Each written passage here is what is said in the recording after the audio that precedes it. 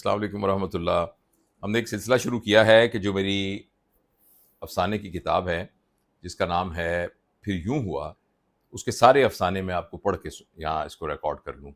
تو ایک افسانہ آپ نے پچھلے دنوں سنا ہوگا، چھوٹی سی نیکی، اور اس کو خیر بہت زیادہ لوگوں نے نہیں دیکھا، لیکن جن لوگوں نے دیکھا انہوں نے بہت توجہ سے دیکھا اور اس کو بہت پورا دیکھا، اور پھر جو ان کے کامنٹس آئے وہ بھی بہت زبردست تھے، مجھے بہت سیکھنے کو ملا۔ آج میں آپ کو دوسرا افسانہ آپ کی خدمت میں پیش کرتا ہوں، اور جو پہلا افسانہ تھا میں تھوڑا سا اس کا بیک گراؤنڈ بتا دوں کہ یہ جو چھوٹی سی نیکی ڈرامہ افسانہ تھا، obviously جب افسانہ لکھنے والا جو رائٹر ہے وہ اس کے اندر فکشن تو اٹیچ کرتا ہے، ایگزیکٹ لفظ تو وہ نہیں ہوتے، لیکن اس کا جو پہلا حصہ ہے جس میں کہ آتھر جو ہے وہ ایک عبداللہ نامی ملازم کے ساتھ اور ایک وہ جو سویپر ہے اس کے ساتھ اس کا انکاؤنٹر ہوتا ہے، وہ ایکچولی ریئل سٹوری ہے، بالکل ریئل سٹوری ہے، اور اس کے بعد جو ہے اس میں تھوڑی فکشن ایڈ کی گئی ہے اس کے امپیکٹ کو بڑھانے کے لیے، لیکن ویسے وہ ایک ریئل سٹوری پر بیس کرتا ہے۔ آج کا جو خط ہے، یہ جو افسانہ ہے، اس کے پیچھے بھی ایک ریئل سٹوری ہے، گو اس کے اندر فکشن کا ایلیمنٹ بہت زیادہ ہے مگر ایکچولی یہ ایک ریئل سٹوری ہے، اور میں اس کو پڑھتا ہوں۔ اس کا نام ہے گم شدہ خط۔ تو آپ سنیے گا۔ 17 برس کی شادی کے بعد بھی مریم اپنے شوہر سہیل کی ایک عادت کو پوری طرح سے سمجھ نہ سکی تھی۔ وہ سال میں 2-3 مرتبہ اچانک بدل جاتا، نہ غصہ کرتا، نہ کسی سے الجھتا، نہ گھر کے کسی کام سے کنارہ کشی اختیار کرتا، مگر اس کے اندر جیسے کسی نے ایک خاموش دروازہ بند کر دیا ہو۔ وہ نہایت نرمی سے مریم سے کہتا، مریم مجھے آج تھوڑا اکیلا رہنے دو، بس ایک دن، کل تک ٹھیک ہو جاؤں گا۔ شروع کے برسوں میں مریم گھبرا جاتی تھی، پوچھتی طبیعت خراب ہے؟ وہ مسکرا دیتا، نہیں آفس کا مسئلہ ہے کہ نہیں۔ مجھ سے کوئی بات ہوئی ہے؟ وہ فوراً اس کا ہاتھ پکڑ لیتا، تم سے کبھی بھی نہیں۔ پھر اپنے اسٹڈی روم میں چلا جاتا، کمرہ بند نہیں کرتا تھا، صرف دروازہ آدھا سا بھڑا دیتا تھا۔ مریم چاہتی تو اندر جا سکتی تھی مگر وہ کبھی گئی نہیں۔ شادی میں بعض دروازے قفل سے نہیں، اعتماد سے بند ہوتے ہیں۔ وہ کمرے میں پرانے ناول نکالتا، کچھ کہانیاں پڑھتا، کبھی موسیقی سنتا، کبھی میز پر جھک کر دیر تک کچھ لکھتا رہتا، رات کو چائے خود بنا لیتا، کبھی کھانا کم کھاتا، کبھی کھڑکی کے پاس کھڑا باہر کے سرمئی آسمان کو دیکھتا رہتا۔ برطانیہ کی بارشیں ویسے بھی آدمی کے اندر کی خاموشیوں کو زیادہ واضح کر دیتی ہیں۔ اگلے دن وہ معمول پر آ جاتا، بچوں کو اسکول چھوڑنا، دفتر جانا، شام کو گروسریز لے کر آنا، مریم کے ساتھ چائے پینا، ویکینڈ پر گھر کی چھوٹی موٹی مرمت کرنا، سب کچھ ویسے ہی۔ مریم نے رفتہ رفتہ اس عادت کو شادی کے اندر ایک چھوٹی سی ناقابل فہم جگہ کے طور پر قبول کر لیا تھا۔ سہیل اچھا شوہر تھا، ذمہ دار باپ تھا، بات کرنے والا، سننے والا، نرم مزاج آدمی۔ اس میں نہ وہ بے پرواہی تھی جو کئی کامیاب مردوں میں آ جاتی ہے، نہ وہ سردی جو پردیس میں رہتے رہتے رشتوں پر جم جاتی ہے۔ ذرا فکر دیکھیے، نہ وہ سردی جو پردیس میں رہتے رہتے رشتوں پر جم جاتی ہے۔ بس کبھی کبھی اس کے اندر ایک موسم آتا تھا جس میں مریم کو داخلے کی اجازت نہ تھی، اور مریم جو عقل مند عورت تھی جانتی تھی کہ ہر محبت مکمل ملکیت نہیں ہوتی، ہر محبت مکمل ملکیت نہیں ہوتی۔ سہیل پاکستان سے 18 برس پہلے برطانیہ آیا تھا، ماں باپ بچپن میں ہی گزر گئے تھے، اسے انور ماموں نے پالا تھا۔ ماموں حقیقی نہیں تھے مگر بعض رشتے خون سے نہیں ہوتے، ذمہ داری سے بن جاتے ہیں۔ ایف اے کے بعد سہیل نے اپنی پڑھائی کا خرچہ خود اٹھایا، ٹیوشن پڑھائی، پارٹ ٹائم کام کیے، پھر گریجویشن کے بعد ایک اسکالرشپ اور کچھ قرض لے کر برطانیہ آ گیا۔ باقی زندگی اس نے اپنے ہاتھوں سے بنائی، ماسٹرز، چھوٹی جاب، پھر بہتر جاب، پھر انڈیپینڈنٹ کنسلٹنسی۔ اسی دوران مریم اس کی زندگی میں آئی، پاکستانی گھرانے کی تعلیم یافتہ، متوازن، صاف دل لڑکی۔ شادی ارینجڈ نہیں تھی، لو میرج بھی اس لفظ کے لیے شور والے معنوں میں نہیں تھی۔ دونوں ایک تقریب میں ملے، بات چلی، سمجھ بنی، خاندان راضی ہوئے، نکاح ہو گیا۔ 17 برس میں انہوں نے ایک اچھا گھر بنایا، 2 بچے ہوئے، دیواروں پر فیملی فوٹوز لگنے لگیں، گیراج میں بائیسیکل آئیں، مارگیج کم ہوتا گیا۔ زندگی نے اپنے معمولی مگر قیمتی ثبوت جمع کر لیے۔ ذرا فکرہ دیکھیے، زندگی نے اپنے معمولی مگر قیمتی ثبوت جمع کر لیے۔ مریم کو اپنے شوہر پر کبھی شک نہ ہوا، شک کی کوئی وجہ بھی نہ تھی، لیکن کبھی کبھی جب وہ اسٹڈی روم کے باہر سے گزرتی اور اندر سہیل کو پرانی اردو کتاب پر جھکے ہوئے دیکھتی یا کسی اداس دھن کے ساتھ آنکھیں بند کیے بیٹھا پاتی تو اس کے دل میں ایک سوال بہت آہستہ سے سر اٹھاتا، اس آدمی کی زندگی میں وہ کون سا کمرہ ہے جس کی چابی میرے پاس نہیں ہے؟ وہ سوال اٹھتا، پھر روزمرہ کی آوازوں میں دب جاتا، یہاں تک کہ ایک دن ڈاک آئی، اور اس دن مریم نے پہلی بار سمجھا کہ بعض خط صرف کاغذ پر نہیں پہنچتے، وہ آدمی کی پوری زندگی میں دیر سے داخل ہوتے ہیں۔ مریم نے پورٹ سے ڈاک اٹھائی، حسب معمول کچن کاؤنٹر پر لا کر رکھ دی۔ 2 یوٹیلیٹی بل، ایک سپر مارکیٹ کا بروشر، بچوں کے اسکول کا سرکولر، اور ایک زردی مائل لفافہ جس کے کنارے معمول سے زیادہ گھسے ہوئے تھے۔ مریم کی اس پر نظر ٹھہر گئی۔ لفافے پر نیلی روشنائی سے سہیل کا نام لکھا تھا، مسٹر سہیل احمد۔ نیچے برطانیہ کا موجودہ پتہ، مگر اس پتے کے اوپر اور نیچے مختلف رنگوں کی 2 پرانی مہریں بھی تھیں۔ ایک پاکستانی ڈاک خانے کی مدھم پڑی ہوئی مہر جس پر تاریخ پوری طرح صاف نہ سہی مگر سال واضح تھا، 18 سال پہلے۔ اس کے اوپر ایک اور نسبتاً نئی فارورڈنگ سلپ چپکی ہوئی تھی۔ مریم نے لفافہ پلٹا، پچھلی طرف انور ماموں کی لکھائی پہچاننے میں اسے چند لمحے لگے۔ انور ماموں ہر عید پر سہیل کو کارڈ بھیجتے تھے، اس لیے لکھائی اجنبی نہ تھی۔ مختصر سا جملہ لکھا تھا، بیٹا یہ خط تمہارے پرانے پتے پر آیا تھا، شاید کوئی ضروری ہو اس لیے یہاں بھیج رہا ہوں، انور ماموں۔ مریم کے ہاتھ بے اختیار سست ہو گئے۔ 18 سال پرانی پاکستانی مہر، انور ماموں کا یہ لکھنا کہ پرانے پتے پر آیا تھا۔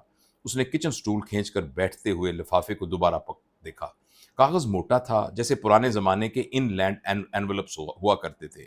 کناروں پر مٹی اور نمی کے دھبے تھے، ایک گوشہ ہلکا سا پھٹا ہوا تھا۔ یہ عام خط نہیں لگ رہا تھا، کسی محفوظ الماری سے نہیں، کسی دفن جگہ سے نکلا ہوا محسوس ہو رہا تھا۔ اوپر ہاتھ سے لکھا ہوا تھا سینڈرز ایڈریس، مگر یہ لکھا ہوا پتہ بھی مدھم تھا، رابعہ اختر، سینٹ میری گرلز اسکول، مری۔ مریم نے نام ایک بار پڑھا، پھر دوسری مرتبہ، رابعہ اختر۔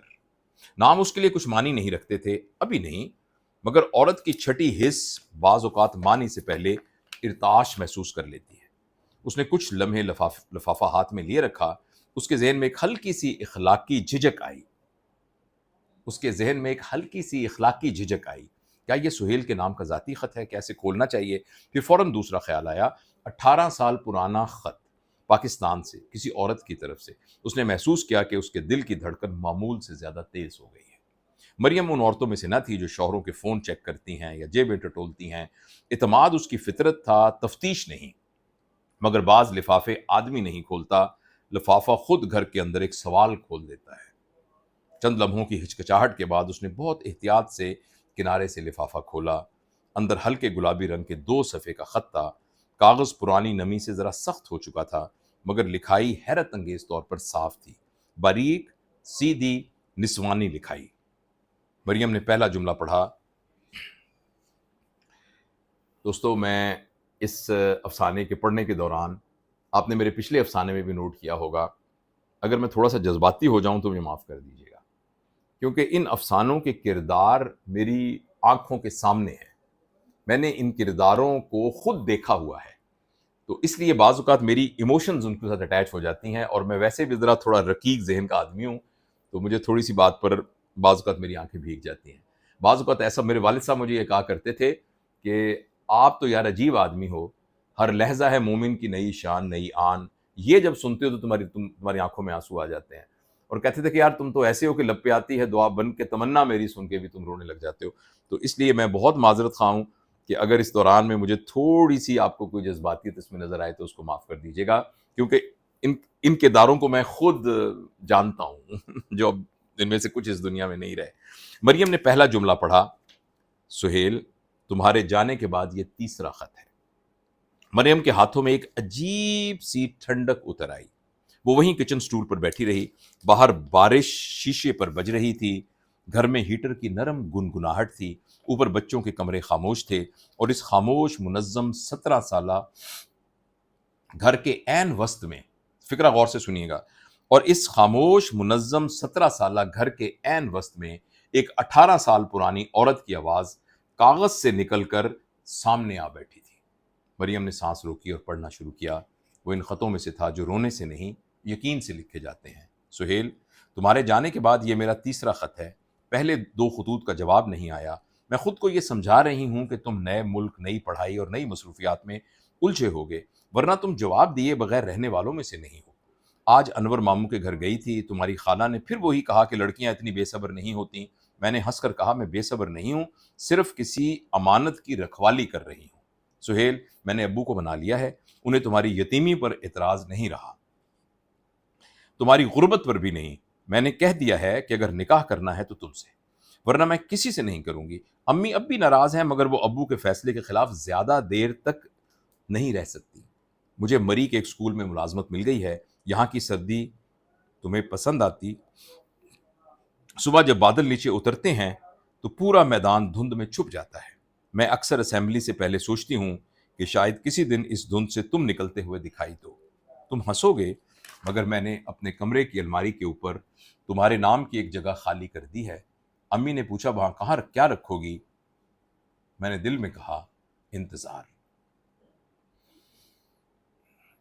مجھے رشتے آ رہے ہیں، ماموں کی لڑکی ہونے کی وجہ سے بھی اور اسکول میں جاب کی وجہ سے بھی، مگر تم مطمئن رہو، میں نے سب کو انکار کر دیا ہے۔ تم واپس آؤ، چاہے 1 سال بعد، چاہے 10 سال بعد، میں یہ وعدہ لکھ کر دے رہی ہوں کہ میں تمہارا انتظار کروں گی۔ اور اگر کبھی تمہیں یہ خیال آئے کہ میں بدل گئی ہوں یا مجبور ہو گئی ہوں تو یہ خط دوبارہ پڑھ لینا۔ میں رابعہ اختر، آج کی تاریخ میں پوری رضامندی سے اپنی باقی زندگی تمہارے نام کرتی ہوں۔ بس ایک بات کا شکوہ ہے، جواب ضرور لکھا کرو۔ خاموشی خط سے زیادہ ڈراتی ہے۔ ہمیشہ تمہاری، رابعہ۔ مریم خط پڑھ کر دیر تک ساکت بیٹھی رہی۔ اس نے دوسری بار پڑھا، پھر تیسری بار، ہر بار چند الفاظ زیادہ گہرے اترتے گئے۔ میں کسی سے نہیں کروں گی، میں اپنی باقی زندگی تمہارے نام کرتی ہوں۔ خاموشی خط سے زیادہ ڈراتی ہے۔ مریم نے آہستہ سے خط طے کیا، پھر دوبارہ کھول دیا۔ اس کے اندر حسد کی سیدھی آگ نہیں اٹھی تھی، جو کیفیت اس پر طاری ہوئی وہ زیادہ پیچیدہ تھی، جیسے کسی نے اس کے گھر میں ایک مانوس دیوار میں اچانک خفیہ دروازہ دکھا دیا ہو اور بتایا ہو کہ اس کے پیچھے پورا ایک اور مکان ہے۔ سہیل، میں دوبارہ یہ فقرہ پڑھتا ہوں۔ اس کے اندر حسد کی سیدھی آنکھ نہیں اٹھی تھی، جو کیفیت اس پر طاری ہوئی وہ زیادہ پیچیدہ تھی، جیسے کسی نے اس کے گھر کی ایک مانوس دیوار میں اچانک خفیہ دروازہ دکھا دیا ہو اور بتایا ہو کہ اس کے پیچھے پورا ایک اور مکان ہے۔ سہیل کی وہ پیریوڈک خاموشیاں، اسٹڈی روم کی تنہائیاں، اداس موسیقی، بغیر وجہ کے کبھی کبھی چہرے پر اتر آنے والی دھند، سب ایک دم الگ روشنی میں دکھائی دینے لگا۔ یہ کسی بے وفا آدمی کی علامتیں نہ تھیں، نہ کسی ایسے آدمی کی علامتیں تھیں جس کی زندگی کا ایک باب بند نہیں ہوا تھا، بس دبا دیا گیا تھا۔ 17 سال، اور میں یہ نہیں جانتی تھی۔ پھر اسی لمحے ایک اور احساس، یا شاید وہ خود بھی اسے پوری طرح نہیں جانتا تھا، اور پھر اسی لمحے ایک اور احساس، یا شاید وہ خود بھی اسے پوری طرح نہیں جانتا تھا۔ شام کو سہیل معمول کے مطابق دفتر سے آیا، بچوں کے ساتھ ہنسا، جیکٹ ٹانگی، کچن میں آ کر مریم کے کندھے پر ہاتھ رکھا، چائے مانگی۔ مریم اسے دیکھتی رہی۔ کیا یہی آدمی ہے جس کے نام کسی عورت نے مری کی دھند میں کھڑے ہو کر اپنی پوری زندگی لکھ دی تھی؟ سہیل نے محسوس کیا کہ مریم غیر معمولی خاموش ہے۔ سب خیریت؟ جی، تم ٹھیک نہیں لگ رہی۔ میں ٹھیک ہوں۔ کھانے تک مریم نے کچھ نہ کہا۔ بچے اوپر چلے گئے، ڈش واشر چلنے لگا۔ گھر میں وہ مانوس رات کی نیم خاموشی اتر آئی جس میں عموماً میاں بیوی دن بھر کی چھوٹی باتیں کرتے ہیں۔ مریم نے ڈائننگ ٹیبل صاف کرتے ہوئے اچانک پوچھا، سہیل، کیا تمہاری زندگی میں کوئی ایسا موسم تھا جس میں کبھی نہیں پہنچ سکی؟ سہیل نے چونک کے اس کی طرف دیکھا۔ کیا مطلب؟ مریم نے پہلی بار اس کی آنکھوں میں سیدھا دیکھتے ہوئے کہا، میرا مطلب یہ ہے کہ کیا تم نے کبھی اپنی زندگی کا کوئی پورا حصہ مجھ سے نہیں کہا؟ اس کے چہرے پر وہی کیفیت آئی جو آدمی پر تب آتی ہے جب وہ یہ سمجھ جائے کہ یہ سوال اتفاقیہ نہیں۔ ذرا فکرے کو دیکھیے۔ اس کے چہرے پر وہی کیفیت آئی جو آدمی پر تب آتی ہے جب وہ سمجھ جائے کہ سوال اتفاقی نہیں۔ مریم، ہوا کیا ہے؟ مریم کچن کاؤنٹر کی طرف گئی، لفافہ اٹھایا اور اس کے سامنے رکھ دیا۔ سہیل کی نظر پہلے انور ماموں کی لکھائی پر پڑ گئی، پھر پاکستانی مہر پر، پھر سینڈر کے نام پر، رابعہ اختر۔ جیسے کسی نے اس کے چہرے سے ایک دم خون کھینچ لیا ہو۔ وہ کرسی پر بیٹھ گیا، کافی دیر تک لفافے کو ہاتھ بھی نہ لگایا۔ آخر اس نے بہت آہستہ سے کہا، یہ تم نے پڑھ لیا ہے؟ مریم نے جواب دیا جی۔ سہیل نے آنکھیں بند کر لیں۔ کمرے میں ڈش واشر کی مسلسل گھوں گھوں کے سوا کچھ نہ تھا۔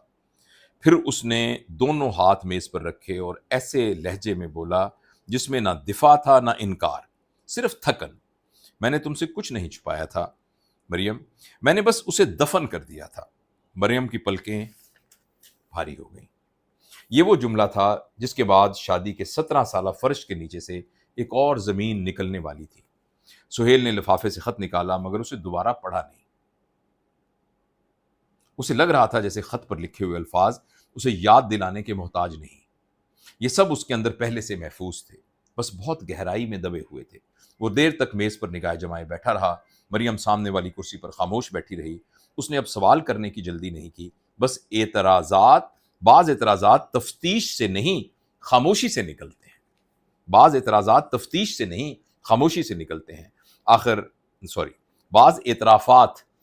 تشویش سے نہیں خاموشی سے نکلتے ہیں۔ آخر سہیل نے میں دوبارہ پڑھتا ہوں۔ اس نے اب سوال کرنے کی جلدی نہیں کی، بعض اعتراضات تفتیش سے نہیں خاموشی سے نکلتے ہیں۔ آخر سہیل نے دھیمی آواز میں کہنا شروع کیا، میں جب گریجویشن میں تھا تو رابعہ میری کلاس فیلو تھی۔ شروع میں بس لائبریری میں سلام دعا، نوٹس، اسائنمنٹ، پھر نہ جانے کب یہ احساس ہونے لگا کہ دن میں کوئی ایک لمحہ ایسا ضرور ہونا چاہیے جب میں اسے دیکھ لوں۔ اس نے ایک بے جان سی مسکراہٹ ہونٹوں پر لانے کی کوشش کی۔ یتیم آدمی محبت میں جلدی کر جاتا ہے مریم۔ اسے پہلی بار لگتا ہے دنیا میں کوئی چیز اس کے لیے بھی مخصوص ہو سکتی ہے۔ مریم نے نظریں جھکا لیں۔ سہیل بولتا گیا، وہ بہت سیدھی لڑکی تھی، دکھاوا نہیں، ڈیمانڈ نہیں، بس ایک عجیب سا یقین۔ میں نے اسے شروع میں ہی میں بتا دیا تھا کہ میرے پاس کچھ نہیں، نہ گھر، نہ پشت پناہی، نہ فوری مستقبل، صرف پڑھنے کا جنون ہے اور پاکستان سے نکلنے کی خواہش۔ اس نے کہا تھا مجھے آدمی چاہیے، حالات نہیں۔ اس کے لہجے میں ایک خفیف لرزش آئی۔ برطانیہ آنے سے پہلے ہم نے سوچ لیا تھا کہ میں سیٹل ہو کر اسے بلا لوں گا۔ انور ماموں بھی جانتے تھے، رابعہ نے کہا تھا کہ خط لکھتی رہوں گی، میں نے بھی وعدہ کیا تھا۔ پھر مریم کے منہ سے بے اختیار نکلا، پھر میں یہاں آ گیا۔ سہیل نے کھڑکی کے پار بارش کی طرف دیکھا۔ شروع کے مہینے جہنم تھے، اسکالرشپ آدھی، کام پورا، برتن دھونا، گودام میں شفٹ، رات کو لائبریری۔ میں اسے باقاعدہ خط لکھتا رہا، 2 خط، 3 خط، 4 خط، جواب نہیں آیا۔ مریم نے آہستہ سے کہا، اور تم نے سمجھا کہ وہ بدل گئی ہے؟ سہیل نے جملہ مکمل کیا۔ پہلے میں نے خود کو سمجھایا کہ ڈاک کی دیر ہوگی، پھر سوچا گھر والوں نے روک لیا ہوگا، پھر مہینے سال میں بدلنے لگے۔ خاموشی آدمی کے اندر عجیب زہر چھوڑتی ہے مریم۔ سامنے سے کوئی انکار کر دے تو درد ایک شکل میں ہوتا ہے، مگر جب دوسری طرف سے کچھ نہ آئے تو آدمی ہر روز نئے انکار کا تصور کرتا ہے۔ میں نے انور ماموں کو بھی لکھا تھا، ان کا مختصر جواب آیا کہ رابعہ مری میں جاب کر رہی ہے، گھر والے سخت ہیں، شاید بات رک گئی ہو۔ اس ایک جملے نے میرے اندر باقی سب کچھ بند کر دیا۔ میں نے سمجھ لیا کہ یا تو اس نے ہار مان لی، یا اسے مجبور کر دیا گیا، یا وہ آگے بڑھ گئی۔ تم نے واپس آنے کی کوشش نہیں کی، تم کرنی چاہیے تھی۔ یہ کہتے ہوئے سہیل کی آواز میں پہلی بار ندامت کا کچا پن آیا۔ لیکن میں کمزور پڑ گیا، میرے پاس پیسے نہیں تھے، ویزے کے مسائل تھے، پڑھائی تھی، سروائیول تھا، اور سچ یہ ہے کہ مجھے اس جواب نہ آنے نے اتنا اندر سے زخمی کر دیا کہ میں نے بزدلانہ طریقہ اختیار کیا اور میں نے یہ باب بند کر دیا۔ وہ چند ہمیں خاموش رہا، یا شاید میں نے بند کرنے کا ڈرامہ کیا۔ مریم کو ایک دم اسٹڈی روم کے وہ سارے دن یاد آ گئے۔ سہیل پھر بولا، اس کے بعد سال گزرے، جاب ملی، زندگی ذرا سنبھلی، پھر تم آئیں، تمہارے ساتھ شادی۔ مریم میں نے تم سے دھوکہ نہیں کیا، میں واقعی نئی زندگی شروع کرنا چاہتا تھا، اور میں نے کی بھی۔ تم اچھی بیوی ہو، اچھا گھر بنا، بچے ہوئے، میں خوش تھا۔ وہ رکا، پھر بہت آہستہ کہا، بس خوشی کبھی کبھی مکمل نہیں ہوتی۔ یہ جملہ کمرے میں دیر تک معلق رہا۔ مریم نے پہلی بار اپنی آنکھوں میں نمی محسوس کی، مگر وہ اپنے لیے نہیں رو رہی تھی۔ وہ ایک ایسے آدمی پر ترس آ رہا تھا جو 17 سال سے اس کے ساتھ رہتے ہوئے بھی کہیں ایک پرانی خاموشی میں قید تھا۔ تو وہ دن، مریم نے پوچھا، جب تم اپنے آپ کو کمرے میں بند کر لیتے تھے؟ سہیل نے سر ہلایا۔ بند نہیں کرتا تھا، ہاں آدھا دروازہ بڑھا دیتا تھا۔ سہیل کے ہونٹوں پر تھکی ہوئی مسکراہٹ آئی۔ میں اس دن اپنے آپ کو سمجھانے کی کوشش کرتا تھا کہ میں نے صحیح کیا، کہ جو گزر گیا وہ گزر گیا۔ پرانی کتابیں پڑھتا تھا، اردو کہانیاں، پرانا میوزک۔ شاید اسی زبان میں واپس جاتا تھا جس زبان میں رابعہ تھی۔ اگلے دن پھر معمول پر آ جاتا تھا۔ مریم کا سینہ کسی انجان بوجھ سے بھر گیا۔ اس نے سوچا میں 17 برس سے ایک زندہ آدمی کے ساتھ نہیں، ایک جزوی طور پر دفن آدمی کے ساتھ رہ رہی ہوں۔ مگر اسی سوچ کے ساتھ ایک اور خیال آیا، اور خود بھی تو اسی قبر میں آدھا دبا ہوا تھا۔ کافی دیر دونوں خاموش رہے۔ آخر مریم نے میز پر رکھا خط اپنی طرف کھینچا، اسے طے کیا، پھر سہیل کے سامنے رکھ دیا۔ ہم مری جائیں گے۔ سہیل نے چونک کر سر اٹھایا۔ کیا؟ ہم مری جائیں گے؟ کیوں؟ مریم کی آواز میں اب رونا نہیں تھا، ایک عجیب سا ٹھہرا ہوا فیصلہ تھا۔ کیونکہ میں اب اس عورت کو دیکھے بغیر نہیں رہ سکتی جس نے 18 سال پہلے تمہارے نام پر اپنی باقی زندگی لکھ دی تھی، اور نہ میں تمہیں اس خط کے ساتھ دوبارہ اسٹڈی روم میں اکیلا بند ہونے دوں گی۔ اسے پہلی بار محسوس ہوا کہ بعض شادیوں میں محبت صرف ساتھ رہنے کا نام نہیں، بعض اوقات وہ اپنے شریک حیات کے دفن شدہ مردوں کی قبروں کو بھی کھودتی ہے۔ باہر بارش ذرا تیز ہو گئی تھی۔ گھر کے اندر ایک اور سفر کا فیصلہ ہو چکا تھا۔ مری جانے کا سفر سہیل نے اگلے ہی ہفتے طے کر لیا۔ بچوں کو مریم کی بہن کے پاس چھوڑنے کا انتظام ہوا، ٹکٹس بک ہوئیں۔ لندن سے اسلام آباد کی طویل پرواز میں دونوں ایک دوسرے کے ساتھ بیٹھے ضرور تھے، مگر گفتگو بہت کم ہوئی۔ بعض سفر جہاز میں نہیں، آدمی کے اندر طے ہوتے ہیں۔ سہیل کھڑکی سے باہر بادلوں کو دیکھتا رہا۔ مریم کبھی اسے دیکھتی، کبھی اپنے ہاتھوں میں دبے بورڈنگ پاس کو۔ 17 سالہ ازدواجی رفاقت میں یہ ان کا ایسا پہلا سفر تھا جس میں منزل کوئی شہر نہیں تھا بلکہ ایک نام تھا، رابعہ۔ اسلام آباد سے مری کی طرف چڑھتی سڑکوں پر مارچ کے آخر کی ٹھنڈی دھند بچھی ہوئی تھی۔ پہاڑوں کے دامن میں چیڑ کے درخت خاموش کھڑے تھے۔ کہیں کہیں سورج بادلوں کے پیچھے سے ہلکی سی روشنی پھینکتا اور گم ہو جاتا۔ مریم نے محسوس کیا کہ یہ وہی منظر ہوگا جسے رابعہ نے اپنے خط میں لکھا تھا، صبح جب بادل نیچے اترتے۔ سہیل نے بھی شاید وہی جملہ یاد کیا، کیونکہ اس نے اچانک آنکھیں بند کر لی۔ مری شہر بدل چکا تھا، نئی دکانیں، نئے ہوٹل، زیادہ شور، زیادہ سیاح، مگر پرانے تعلیمی اداروں کی طرف جانے والی سڑکوں پر اب بھی ایک نیم نو آبادیاتی اداسی باقی تھی۔ سینٹ میری گرلز کالج اب بھی موجود تھا۔ اگر آپ کبھی مری جائیں تو اس افسانہ پڑھنے کے بعد سینٹ میری اسکول کو ضرور دیکھیے گا جا کے۔ میں اس لائن کو دوبارہ پڑھتا ہوں۔ سینٹ میری گرلز اسکول اب بھی وہاں موجود تھا۔ سرخ اینٹوں کی پرانی عمارت، سبز میدان، گرجے کے پاس گھنٹی والا چھوٹا سا برج۔ گیٹ پر موجود چوکیدار نے انہیں پرنسپل کے کمرے تک پہنچا دیا۔ رسمی سلام کے بعد مریم نے احتیاط کے ساتھ اپنا تعارف کروایا اور رابعہ کے بارے میں پوچھا۔ رابعہ اختر؟ پرنسپل نے چند لمحے سوچا، پھر ان کے چہرے پر پہچان کی دھیری سی لکیر ابھری۔ او مس رابعہ! سہیل کا دل اتنی زور سے دھڑکا کہ اسے لگا کہ پرنسپل نے سن لیا ہے۔ جی کیا وہ یہاں رہتی ہیں؟ پرنسپل نے کرسی سے ذرا پیچھے ٹیک لگائی۔ بہت سال رہیں یہاں، اردو پڑھاتی تھیں، بڑی خاموش، بڑی باوقار خاتون۔ بچیاں انہیں بہت چاہتی تھیں۔ سٹاف میں کم گلتی ملتی تھیں، مگر جس سے ملتیں خلوص سے ملتیں۔ سہیل کے ہونٹ خشک ہو گئے۔ اب کہاں ہیں؟ پرنسپل نے ایک مختصر توقف کے بعد آہستہ سے کہا، وہ اب اس دنیا میں نہیں ہے۔ تقریباً 6 سال پہلے وفات پا گئی تھی۔ کمرے کی فضا یکایک بہت بھاری ہو گئی۔ مریم نے دیکھا سہیل کی انگلیاں کرسی کے بازوں کو اس زور سے پکڑ گئی تھیں کہ پوروں کی رنگت بدل گئی تھی۔ کیا شادی ہوئی تھی ان کی؟ مریم نے پوچھا۔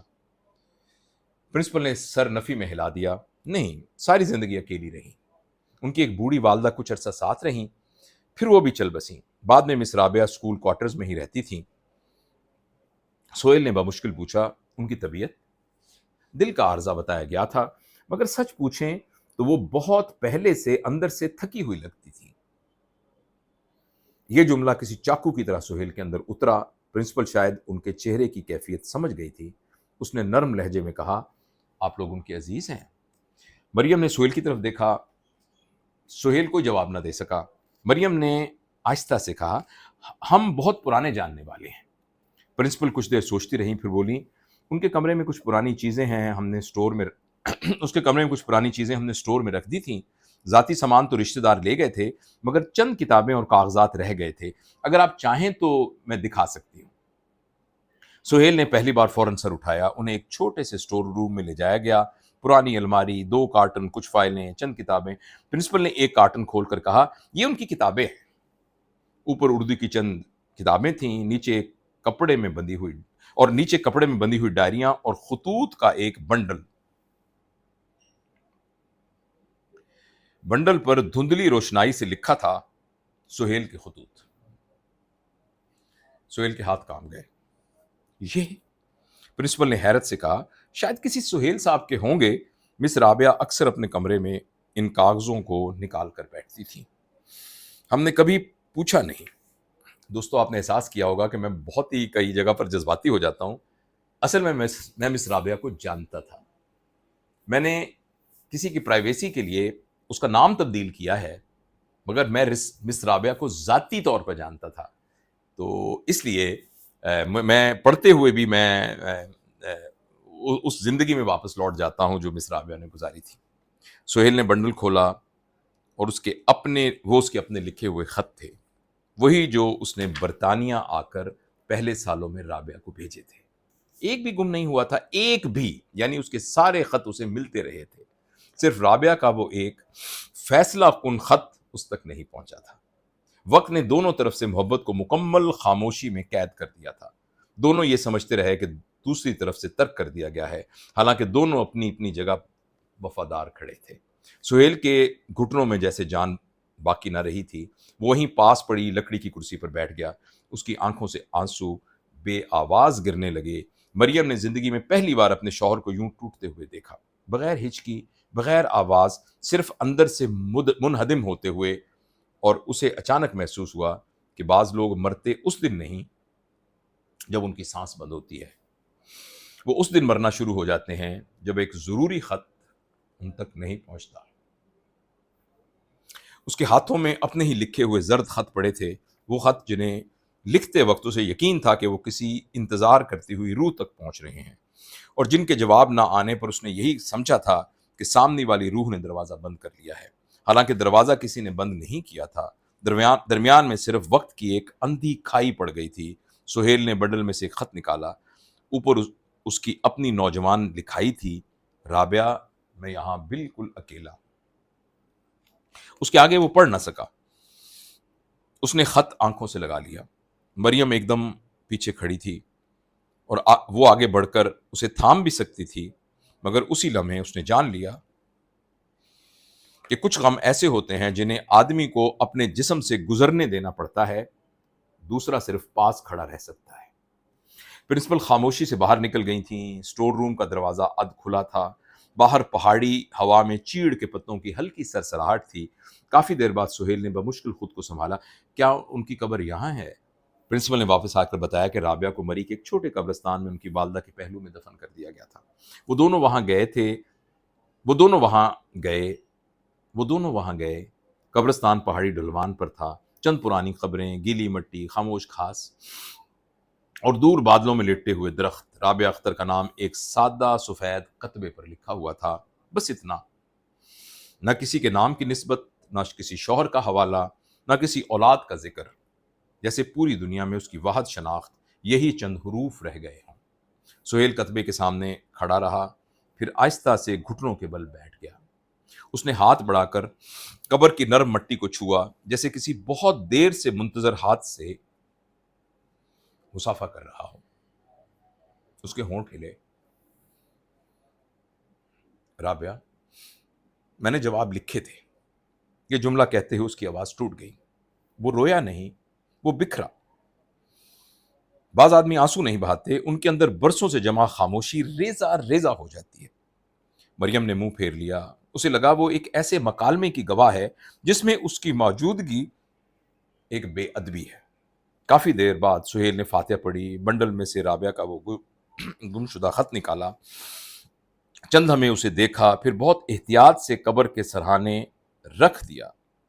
پہاڑی ہوا نے کاغذ کے کونے کو ہلکی سی جنبش دی، جیسے 18 سال تاخیر سے پہنچنے والی تحریر اب اپنی اصل منزل پر آ گئی۔ واپسی کے سفر میں دونوں بہت دیر خاموش رہے۔ گاڑی نیچے اترتی سڑکوں پر دھند کو چیرتی جا رہی تھی۔ سہیل نے شیشے سے باہر دیکھتے ہوئے آہستہ سے کہا، میں نے تمہارے ساتھ ناانصافی کی مریم۔ مریم نے اس کی طرف دیکھا۔ کیوں؟ کیونکہ میں تمہیں پورا نہیں مل سکا۔ میرے اندر ایک آدمی ہمیشہ پیچھے رہ گیا تھا۔ مریم نے چند لمحے سوچا، پھر اسی نرمی سے بولی، یہ ذرا فکر غور سے سنیے گا، پھر اسی نرمی سے بولی جس نرمی سے اس نے 17 برس گھر سنبھالا تھا۔ نہیں سہیل، ناانصافی تم نے نہیں کی، ناانصافی وقت نے کی، اور اس ڈاک کے تھیلے نے کی، اور شاید ان سب خاموشیوں نے کی جن پر انسان کا اختیار نہیں ہوتا۔ سہیل نے آنکھیں بند کر لیں۔ مریم نے بات جاری رکھی، تم میرے ساتھ جھوٹ میں نہیں رہے، تم بس ایک ادھوری خبر کے ساتھ زندہ رہے۔ یہ جملہ سہیل کے لیے مرہم بھی تھا اور سزا بھی۔ کچھ دیر بعد مریم نے اپنا ہاتھ اس کے ہاتھ پہ رکھ دیا۔ اب ایک بات سنو۔ سہیل نے اس کی طرف دیکھا۔ اسٹڈی روم کا وہ اد بند دروازہ اب ہمیشہ کے لیے کھل گیا ہے۔ سہیل کی آنکھوں سے دوبارہ نمی بہر نکلی۔ گاڑی ایک موڑ پر رکی۔